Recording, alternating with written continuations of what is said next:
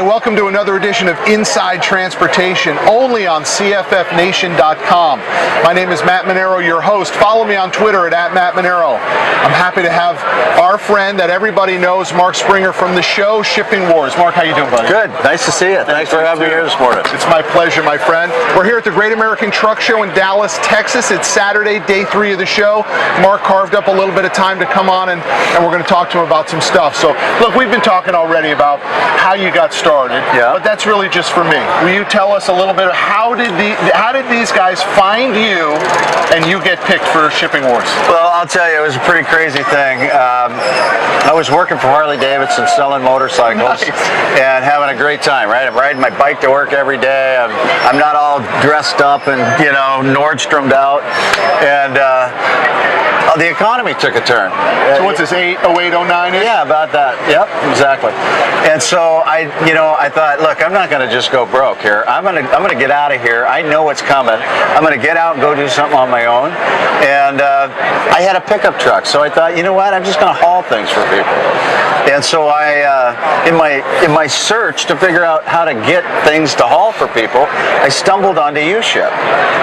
And I started using this thing, and I quickly saw there was an easy way to make money. But it was early U-Ship, too. Early U-Ship, yeah. So you didn't have a lot of competition as far as... Well, there was 20,000 guys. At that time, there was. Wow. Yeah, there's 700,000 guys now. Yeah. But at that point,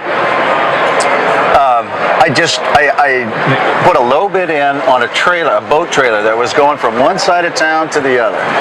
Everybody has bid like $150 or something. I put a $35 bid in knowing I'd get the load, right? So I go over there, I hook up the trailer, I drive it over there, I drop it off, I put my hand out, boom, $35 in my hand. So I looked at that and I went, okay. If I can put a zero next to it, that's right. I make that 35 grand. This is going to be an easy deal. And so that's what I did. That's exactly what I did. And I started picking routes and driving all over the country, and I stepped up to a trailer, and then I got a bigger truck with that trailer, and then finally I realized I might as well just go all in, and I bought the Kenworth.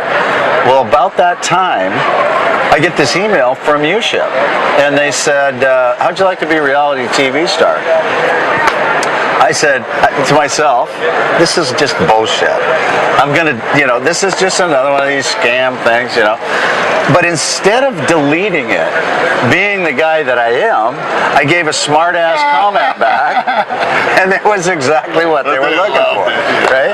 And so a couple weeks later, I get this call. I'm driving through a snowstorm in Iowa.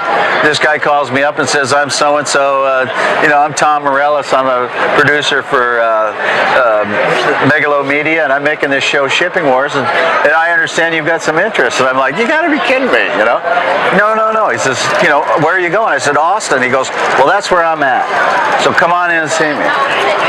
So I get to Austin, and I call this guy, and I call this guy, and I call this guy. Oh, so now you're intrigued. And he doesn't answer the phone, right? And so I'm going, I knew it. So I get in my truck, and I take off for Oregon. And I'm heading up to Klamath Falls, Oregon to dig a couple Army trucks out of a snowbank and haul them back to Texas. So he calls me a couple days later, and he's all, I'm sorry, whatever, a bunch of reasons, Where are you going? I told him what I was doing. He flew up there. He filmed this deal with me, just him, no crew. He mic'd me up and had the camera and, told me all these things and rode with me down from Klamath Falls to Reno, where I'm driving through downtown Reno with like 6 foot of snow on top of these trucks on my trailer. It was awesome. It's all dry there, right? It's sunny and nice. I'm coming out of the mountains. It was fun. But anyway, that's what we made the teaser for the show out of. So you were one of the first. I was the first. No kidding. I was the first one. Yeah. I helped them create the show. Oh, cool. Yeah. And how the heck did you know? I mean, really, you had no media experience. You had competitive sports experience, which made you want to win, right? Yeah. Give us a little history on the sporting experience. Well, I was a hockey player, and I wanted to play pro hockey.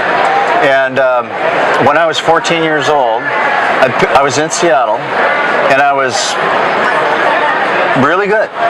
And I'm not saying that to be a boaster. I was just a really gifted athlete. Yeah. And I wanted to play pros, and I knew it wasn't going to happen in Seattle. So I picked a town off the map in Canada, a little town in Manitoba, 2,000 miles from home, by the size of the font and its geographical location, and I wrote the mayor a letter and said, I want to come there and play hockey. And I sent him my stats. And they wrote back and said, come on up. And I left home at 14 to go play hockey. Oh my God, man. I drove to Manitoba. Well, no, I was with my buddy, and it was 1960 Volvo, and I did not know how to drive that car, and I drove all the way across the country. It was crazy. Dude, you are a freedom warrior, man. Yeah. I love it. Started early. I love it. Yeah. Man. So look, let's talk about, I mean, the show's been a huge success. Yeah. It's changed your life in a lot of ways, right? Yep, it sure still has. I mean, I get the feeling from you that you're going to live your life the way you want to live it, without a reality show. Oh, yeah. That's a good thing. Look, I'm going to school right now with this reality show. I'm just going to school. I'm going to do my own thing. I love that. I'm going to run my own show. I have a great business partner, and we're going to do our own thing. How is that going to launch? What would be the next step to get that thing off the ground? Well, first of all, I got to be done with this. When this is all done, then we'll start. And you know, I'm spending time trying to learn the trade. Yeah. And making contacts and getting it's a vast deal. And there's a lot of opportunity, and there's a lot of different segments to it. But there's a lot of garbage in it too. Oh, there's junk like anything else. Focus and big I always focus on the positive stuff. All right, me too. I like to say that, but this media business is a weird business. Yeah, it is. My finance business is a much straighter, cleaner business than this media. The finance business? My equipment finance your equipment is much cleaner and straighter. It's easier. Yeah. But what's the next phase for Marc's exposure? How do you get more attention for you and your brand? I'll tell you, the first thing I'm going to do is right now I'm starting a YouTube channel. Okay. And it's going to be just little tips on trucking, things that I do. I'm not claiming to be the world's greatest trucker or whatever. I'm just going to show the things that I do and that I like. Fantastic. Maybe a piece of equipment, maybe a blue parrot headset that I like, maybe a trailer that I'm using, a Landau trailer, and I just want to show you. This is how I use it. Yeah. Talk about it a little bit. Yeah. And I'm hoping that I'll be able to generate some, some good followers and just have some fun with it. You will. You'll get tons of attention for that.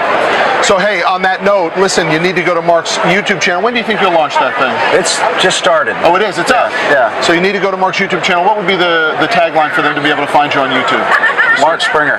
So Marc Springer on YouTube. Subscribe to Marc's channel.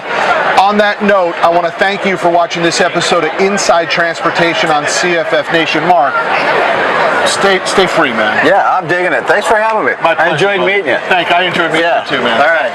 Take care. Till the next time we talk. Thanks.